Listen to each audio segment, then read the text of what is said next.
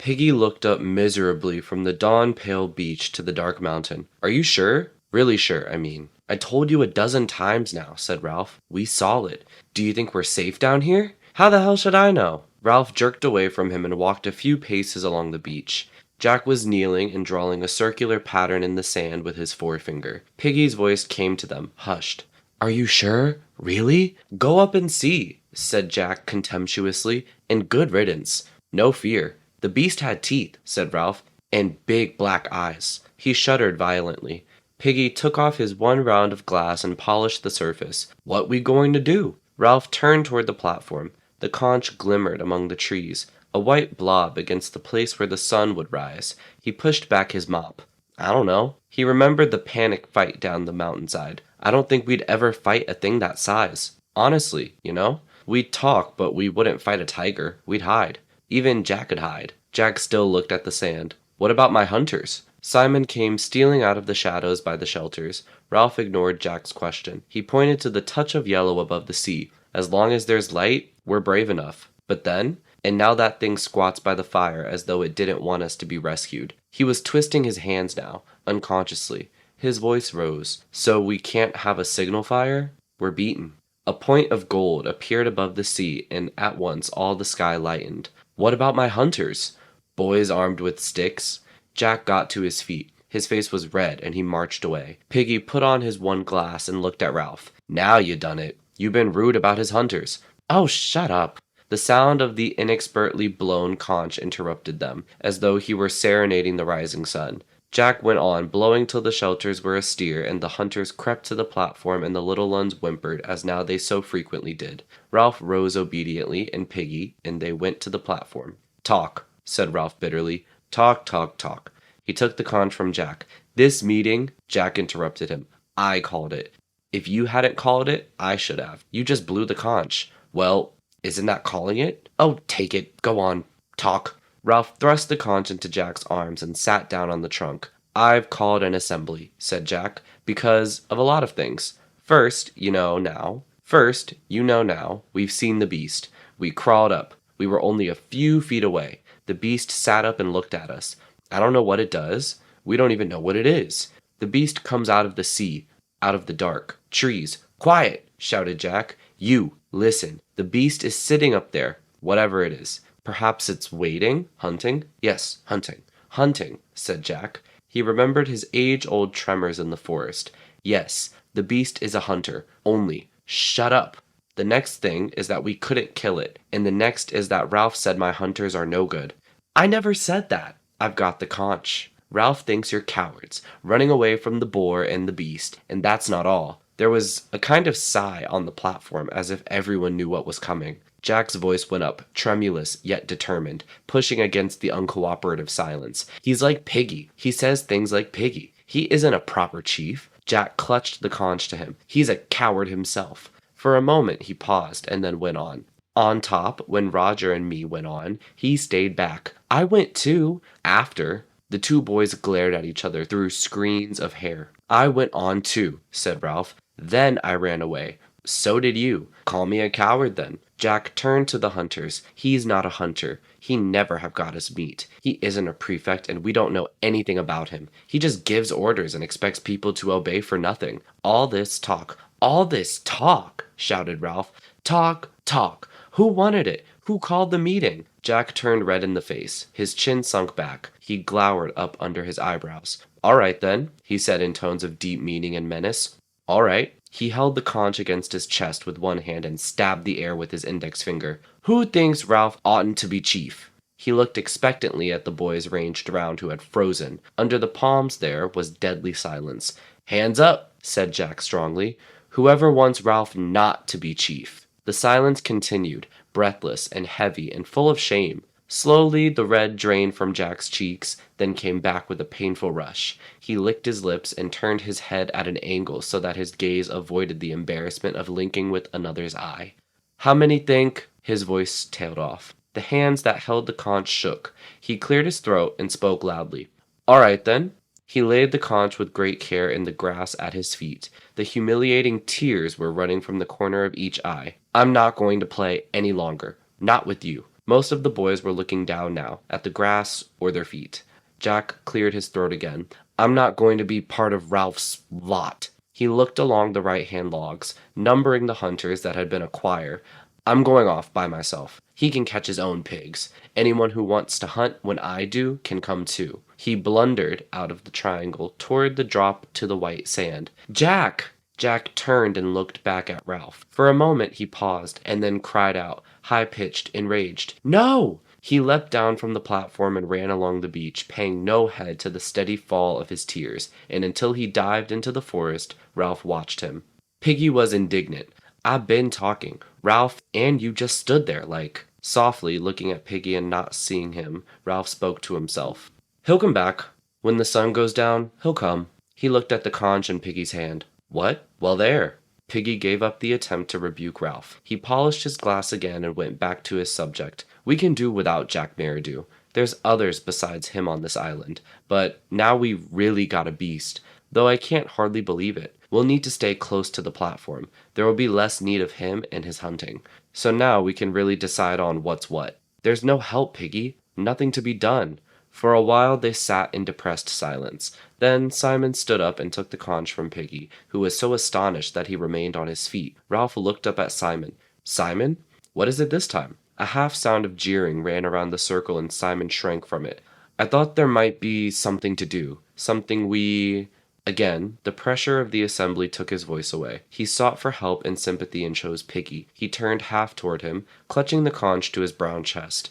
I think we ought to climb the mountain. The circle shivered with dread. Simon broke off and turned to Piggy, who was looking at him with an expression of derisive incomprehension. What's the good of climbing up to this here beast when Ralph and the other two couldn't do nothing? Simon whispered his answer. What else is there to do? His speech made, he allowed Piggy to lift the conch out of his hands. Then he retired and sat as far away from the others as possible. Piggy was speaking now, with more assurance and with what, if the circumstances had not been so serious, the others would have recognized as pleasure. I said we could all do without a certain person. Now I say we got to decide on what can be done. And I think I could tell you what Ralph's going to say next. The most important thing on the island is the smoke, and you can't have no smoke without a fire. Ralph made a restless movement. No go, Piggy. We've got no fire. That thing sits up there. We'll have to stay here. Piggy lifted the conch as though to add power to his next words. We got no fire on the mountain, but what's wrong with a fire down here? A fire could be built on them rocks, on the sand even. We'd make smoke just the same. That's right, smoke, by the bathing pool. The boys began to babble. Only Piggy could have the intellectual daring to suggest moving the fire from the mountain. So we'll have the fire down here, said Ralph. He looked about him. We can build it, just here between the bathing pool and the platform, of course. He broke off, frowning, thinking the thing out, unconsciously tugging at the stub of a nail with his teeth. Of course the smoke won't show so much, not be seen so far away, but we needn't go near the... The others nodded in perfect comprehension. There would be no need to go near. We'll build the fire now.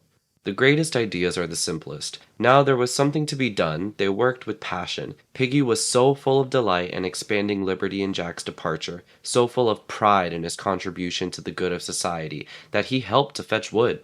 The wood he fetched was close at hand, a fallen tree on the platform that they did not need for the assembly, yet to the others the sanctity of the platform had protected even what was useless there. Then the twins realized they would have a fire near them as a comfort in the night, and this set a few little ones dancing and clapping hands. The wood was not so dry as the fuel they had used on the mountain. Much of it was damply rotten and full of insects that scurried. Logs had to be lifted from the soil with care or they crumbled into sodden powder. More than this, in order to avoid going deep into the forest, the boys worked near at hand on any fallen wood, no matter how tangled with new growth. The skirts of the forest and the scar were familiar. Near the conch and the shelters, and sufficiently friendly in daylight, what they might become in darkness nobody cared to think. They worked, therefore, with great energy and cheerfulness, though as time crept by there was a suggestion of panic in the energy and hysteria in the cheerfulness. They built a pyramid of leaves and twigs, branches and logs on the bare sand by the platform. For the first time on the island, Piggy himself removed his one glass, knelt down, and focused the sun on tinder. Soon there was a ceiling of smoke and a bush of yellow flame. The little ones, who had seen few fires since the first catastrophe, became wildly excited. They danced and sang, and there was a partyish air about the gathering. At last, Ralph stopped work and stood up, smudging the sweat from his face with a dirty forearm. "We'll have to have a small fire. This one's too big to keep up." Piggy sat down carefully on the sand and began to polish his glass. "We could experiment. We could find out how to make a small hot fire and then put green branches on to make smoke. Some of them leaves must be better for that than the others." As the fire died down, so did the excitement. The little ones stopped singing and dancing and drifted away toward the sea, or the fruit trees, or the shelters. Ralph dropped down in the sand. "We'll have to make a new list of who's to look after the fire, if you can find 'em." He looked round. Then for the first time he saw how few big uns there were, and understood why the work had been so hard. "Where's Maurice?" Piggy wiped his glass again. "I expect—" No, he wouldn't go into the forest by himself, would he? Ralph jumped up and ran swiftly around the fire and stood by Piggy, holding up his hair. "But we've got to have a list. There's you and me and Sam and Eric and—" He would not look at Piggy, but spoke casually. "Where's Bill and Roger?" Piggy leaned forward and put a fragment of wood on the fire. "I expect they've gone. I expect they won't play either." Ralph sat down and began to poke little holes in the sand. He was surprised to see that one had a drop of blood by it. He examined his bitten nail closely and watched the little globe of blood that gathered where the quick was gnawed away. Piggy went on speaking. "I seen them stealing off when we was gathering wood. They went that way, the same way as he went himself." Ralph finished his inspection and looked up into the air. The sky, as if in sympathy with the great changes among them, was different today, and so misty that in some places the hot air seemed white. The disk of the sun was dull silver, as though it were nearer and not so hot, yet the air stifled. "They always been making trouble, haven't they?" The voice came near his shoulder and sounded anxious. "We can do without 'em. We'll be happier now, won't we?" Ralph sat. The twins came, dragging a great log and grinning in their triumph. They dumped the log among the embers so that the sparks flew. "We can do all right on our own, can't we?" For a long time, while the log dried, caught fire, and turned red hot, Ralph sat in the sand and said nothing. He did not see Piggy go to the twins and whisper to them, nor how the three boys went together into the forest. "Here you are." He came to himself with a jolt. Piggy and the other two were by him. They were laden with fruit. "I thought perhaps," said Piggy, "we ought to have a feast, kind of." The three boys sat down. They had a great mass of the fruit with them, and all of it properly ripe. They grinned at Ralph as he took some and began to eat. "Thanks," he said. Then, with an accent of pleased surprise, "Thanks. Do all right on our own," said Piggy. "It's them that haven't no common sense that make trouble on this island. We'll make a little hot fire." Ralph remembered what had been worrying him. "Where's Simon?" "I don't know. You don't think he's climbing the mountain?"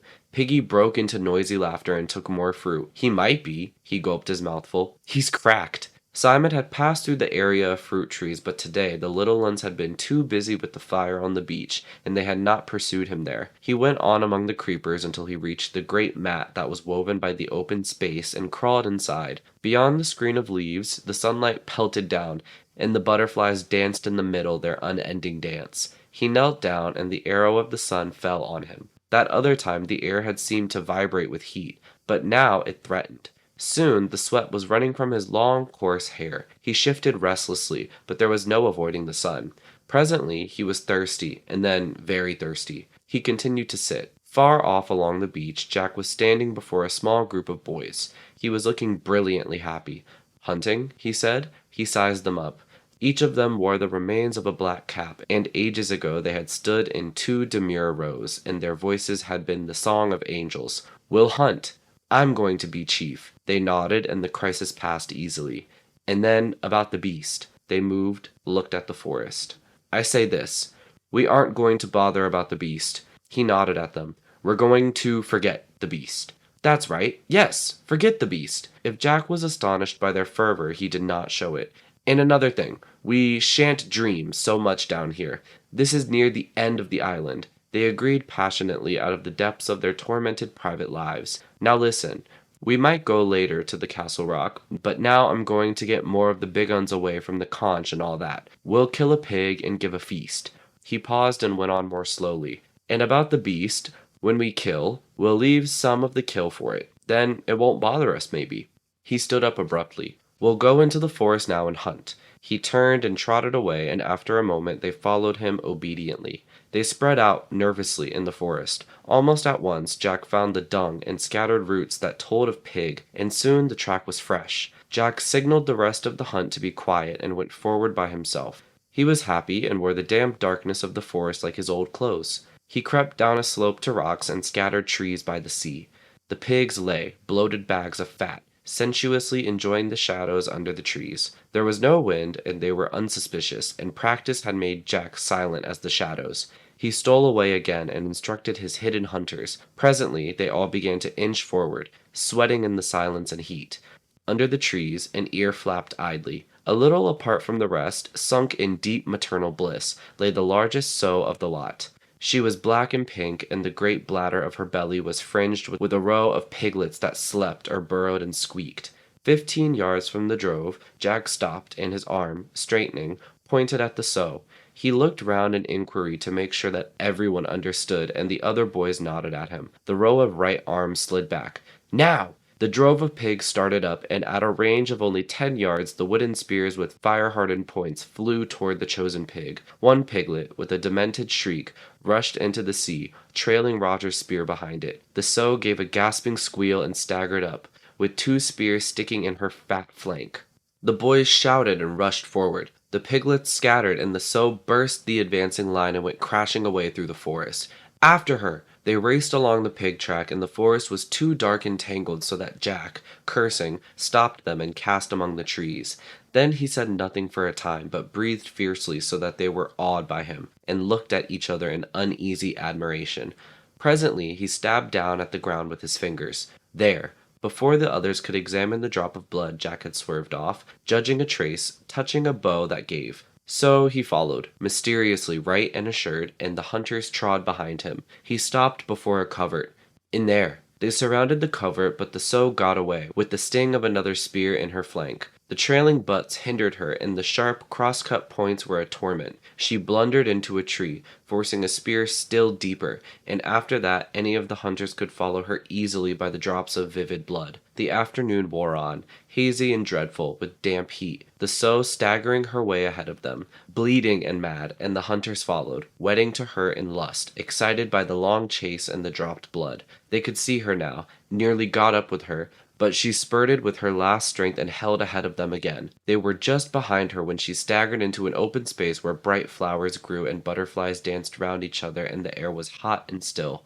Here, struck down by the heat, the sow fell, and the hunters hurled themselves at her. This dreadful eruption from an unknown world made her frantic. She squealed and bucked, and the air was full of sweat and noise and blood and terror. Roger ran round the heap, prodding with his spear whenever pig flesh appeared. Jack was on top of the sow, stabbing downward with his knife. Roger found a lodgment for his point and began to push till he was leaning with his whole weight. The spear moved forward inch by inch, and the terrified squealing became a high-pitched scream. Then Jack found the throat, and the hot blood spouted over his hands. The sow collapsed under them, and they were heavy and fulfilled upon her. The butterflies still danced, preoccupied in the center of the clearing. At last, the immediacy of the kill subsided. The boys drew back, and Jack stood up, holding out his hands. Look! He giggled and flicked them, while the boys laughed at his reeking palms. Then Jack grabbed Maurice and rubbed the stuff over his cheeks. Roger began to withdraw his spear, and boys noticed it for the first time. Robert stabilized the thing in a phrase which was received uproariously. Right up her ass! Did you hear? Did you hear what he said? Right up her ass! This time, Robert and Maurice acted the two parts, and Maurice's acting of the pig's effort to avoid the advancing spear was so funny that the boys cried with laughter. At length, even this palled. Jack began to clean his bloody hands on the rock. Then he started work on the sow and poached her, lugging out the hog bags of colored guts, pushing them into a pile on the rock while the others watched him. He talked as he worked. We'll take the meat along the beach. I'll go back to the platform and invite them to a feast. That should give us time. Roger spoke. Chief, how can we make fire? Jack squatted back and frowned at the pig. We'll raid them and take fire. There must be 4 of you. Henry and you, Robert and Maurice. We'll put on paint and sneak up. Roger can snatch a branch while I say what I want. The rest of you can get this back to where we were. We'll build the fire there. And after that? He paused and stood up. looking at the shadows under the trees. His voice was lower when he spoke again. But we'll leave part of the kill for... He knelt down again and was busy with his knife. The boys crowded round him. He spoke over his shoulder to Roger. Sharpen a stick at both ends. Presently he stood up, holding the dripping sow's head in his hands. Where's that stick? Here. Ram one end in the earth. Oh, it's rock. Jam it in that crack. There. Jack held up the head and jammed the soft throat down on the pointed end of the stick, which pierced through into the mouth. He stood back and the head hung there, a little blood dribbling down the stick. Instinctively, the boys drew back too, and the forest was very still. They listened, and the loudest noise was the buzzing of flies over the spilled guts. Jack spoke in a whisper. Pick up the pig. Maurice and Robert skewered the carcass, lifted the dead weight, and stood ready. In the silence, and standing over the dry blood, they looked suddenly furtive. Jack spoke loudly. This head is for the beast. It's a gift. The silence accepted the gift and awed them. The head remained there, dim-eyed, grinning faintly, blood blackening between the teeth. All at once, they were running away, as fast as they could through the forest, toward the open beach. Simon stayed where he was a small brown image, concealed by the leaves. Even if he shut his eyes, the sow's head still remained like an after-image. The half-shut eyes were dim with the infinite cynicism of adult life. They assured Simon that everything was a bad business. I know that. Simon discovered that he had spoken aloud. He opened his eyes quickly, and there was the head grinning amusedly in the strange daylight, ignoring the flies, the spilled guts, even ignoring the indignity of being spiked on a stick. He looked away, licking his dry lips. A gift for the beast. Might not the beast come for it? The head, he thought, appeared to agree with him. Run away, said the head silently. Go back to the others. It was a joke, really. Why should you bother? You were just wrong, that's all. A little headache, something you ate, perhaps? Go back, child, said the head silently. Simon looked up, feeling the weight of his wet hair, and gazed at the sky. Up there, for once, were clouds, great bulging towers that sprouted away over the island, gray and cream and copper-colored. The clouds were sitting on the land. They squeezed, produced moment by moment this close, tormenting heat. Even the butterflies deserted the open space where the obscene thing grinned and dripped. Simon lowered his head carefully, keeping his eyes shut, then sheltered them with his hands. There were no shadows under the trees, but everywhere a pearly stillness, so that what was real seemed elusive and without definition. The pile of guts was a black blob of flies that buzzed like a saw. After a while, these flies found Simon. Gorged, they alighted by his runnels of sweat and drink. They tickled under his nostrils and played leapfrog on his thighs. They were black and iridescent green and without number, and in front of Simon. The Lord of the Flies hung on his stick and grinned. At last, Simon gave up and looked back, saw the white teeth and dim eyes, the blood, and his gaze was held by that ancient, inescapable recognition. In Simon's right temple a pulse began to beat on the brain. Ralph and Piggy lay in the sand, gazing at the fire and idly flicking pebbles into its smokeless heart. That branch is gone. Where's Sam and Eric? We ought to get some more wood. We're out of green branches. Ralph sighed and stood up. There were no shadows under the palm on the platform, only this strange light that seemed to come from everywhere at once. High up among the bulging clouds, thunder went off like a gun. We're going to get buckets of rain. What about the fire?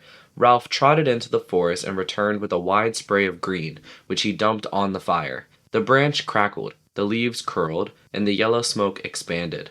Piggy made an aimless little pattern in the sand with his fingers. Trouble is, we haven't got enough people for a fire. You got to treat Sam and Eric as one turn. They do everything together. Of course. Well, that isn't fair. Don't you see? They ought to do 2 turns. Ralph considered this and understood. He was vexed to find how little he thought like a grown-up and sighed again. The island was getting worse and worse. Piggy looked at the fire. You'll want another green branch soon. Ralph rolled over. Piggy, what are we going to do? Just have to get on without 'em. But the fire. He frowned at the black and white mess in which lay the unburnt ends of branches. He tried to formulate. I'm scared. He saw Piggy look up and blundered on.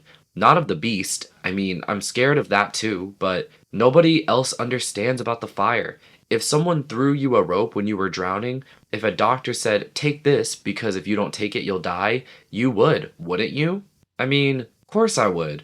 Can't they see? Can't they understand? Without the smoke signal, we'll die here. Look at that. A wave of heated air trembled above the ashes, but without a trace of smoke. We can't keep one fire going, and they don't care. And what's more, he looked intensely into Piggy's streaming face.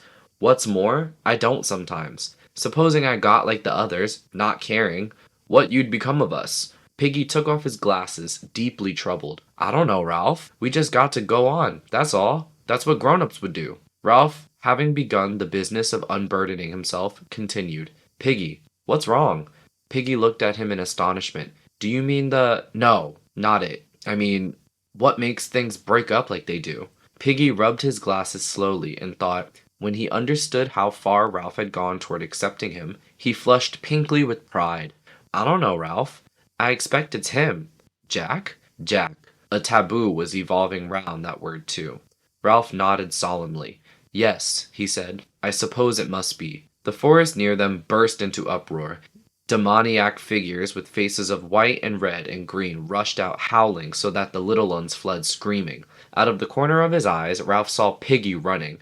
Two figures rushed at the fire, and he prepared to defend himself, but they grabbed half-burnt branches and raced away along the beach. The three others stood still, watching Ralph, and he saw that the tallest of them, stark naked, save for the paint and a belt, was Jack. Ralph had his breath back and spoke. Well? Jack ignored him, lifted his spear, and began to shout. Listen, all of you. Me and my hunters, we're living along the beach by a flat rock. We hunt and feast and have fun. If you want to join my tribe, come and see us. Perhaps I'll let you join, perhaps not. He paused and looked round. He was safe from shame or self-consciousness behind the mask of his paint, and could look at each of them in turn. Ralph was kneeling by the remains of the fire like a sprinter at his mark, and his face was half hidden by hair and smut. Sam and Eric peered together around a palm tree at the edge of the forest. A little one howled, creased and crimson by the bathing pool, and Piggy stood on the platform, the white conch gripped in his hand. Tonight, we're having a feast. We've killed a pig, and we've got meat. You can come and eat with us if you like. Up in the cloud canyons, the thunder boomed again. Jack and the two anonymous savages with him swayed, looking up and then recovered. The little one went on howling. Jack was waiting for something. He whispered urgently to the others. Go on, now. The two savages murmured. Jack spoke sharply. Go on. The two savages looked at each other, raised their spears together, and spoke in time. The chief has spoken. Then the three of them turned and trotted away.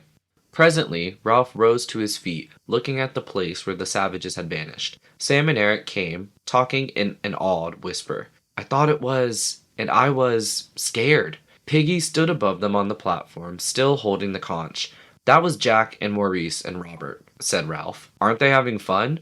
I thought I was going to have asthma. Sucks to your asthma. When I saw Jack, I was sure he'd go for the conch. Can't think why. The group of boys looked at the white shell with affectionate respect. Piggy placed it in Ralph's hand, and the little ones, seeing the familiar symbol, started to come back. Not here. He turned toward the platform, feeling the need for ritual. First went Ralph, the white conch cradled, then Piggy, very grave, then the twins, then the little ones, and the others. Sit down, all of you. They rated us for fire. They're having fun, but the... Ralph was puzzled by the shudder that flickered in his brain. There was something he wanted to say. Then the shudder had come down, but the... They were regarding him gravely, not yet troubled by any doubts about his sufficiency. Ralph pushed the idiot hair out of his eyes and looked at Piggy. But the... Oh! The fire! Of course! The fire! He started to laugh, then stopped and became fluent instead. The fire's the most important thing. Without the fire, we can't be rescued. I'd like to put on war paint and be a savage. But we must keep the fire burning. The fire's the most important thing on the island because... He paused again, and the silence became full of doubt and wonder. Piggy whispered urgently. Rescue! Oh, yes, without the fire, we can't be rescued, so we must stay by the fire and make smoke. When he stopped, no one said anything. After the many brilliant speeches that had been made on this very spot, Ralph's remarks seemed lame, even to the little ones. At last, Bill held out his hands for the conch. Now, we can't have the fire up there, because we can't have the fire up there. We need more people to keep it going. Let's go to this feast and tell them the fire's hard on the rest of us, and the hunting and all that. Being savages, I mean. It must be jolly good fun. Sam and Eric took the conch. That must be fun, like Bill says. and as he's invited us to a feast, meat, crackling. I could do with some meat. Ralph held up his hand. Why shouldn't we get our own meat? The twins looked at each other. Bill answered, We don't want to go in the jungle. Ralph grimaced. Goes. He's a hunter. They're all hunters. That's different. No one spoke for a moment, then Piggy muttered to the sand, Meat. The little ones sat, solemnly thinking of meat and dribbling. Overhead, the cannon boomed and the dry palm fronds clattered in a sudden gust of hot wind. You are silly, little boy, said the Lord of the Flies. Just an ignorant, silly little boy. Simon moved his swollen tongue but said nothing. Don't you agree? Said the Lord of the Flies. Aren't you just a silly little boy? Simon answered him in the same silent voice. Well then, said the Lord of the Flies, you'd better run off and play with the others. They think you're batty. You don't want Ralph to think you're batty, do you? You like Ralph a lot, don't you? And Piggy? And Jack? Simon's head was tilted slightly up. His eyes could not break away, and the Lord of the Flies hung in space before him. What are you doing out here all alone? Aren't you afraid of me? Simon shook. There isn't anyone to help you. Only me. And I'm the beast. Simon's mouth labored, brought forth audible words. Pig's head on a stick. Fancy thinking the beast was something you could hunt and kill, said the head. For a moment or two, the forest and all the other dimly appreciated places echoed with the parody of laughter. You knew, didn't you? I'm part of you. Close, close, close. I'm the reason why it's no-go, why things are what they are. The laughter shivered again. Come now, said the Lord of the Flies. Get back to the others and we'll forget the whole thing. Simon's head wobbled. His eyes were half closed as though he were imitating the obscene thing on the stick. He knew that one of his times was coming on. The Lord of the Flies was expanding like a balloon. This is ridiculous. You know perfectly well you'll only meet me down there, so don't try to escape. Simon's body was arched and stiff. The Lord of the Flies spoke in the voice of a schoolmaster. This has gone quite far enough. My poor misguided child. Do you think you know better than I do? There was a pause. I'm warning you, I'm going to get angry. Do you see? You're not wanted. Understand? We are going to have fun on this island. So don't try it on, my poor, misguided boy, or else. Simon found he was looking into a vast mouth. There was blackness within a blackness that spread. Or else, said the Lord of the Flies. We shall. Do you? See? Jack and Roger and Maurice and Robert and Bill and Piggy and Ralph. Do you? See? Simon was inside the mouth. He fell down and lost consciousness.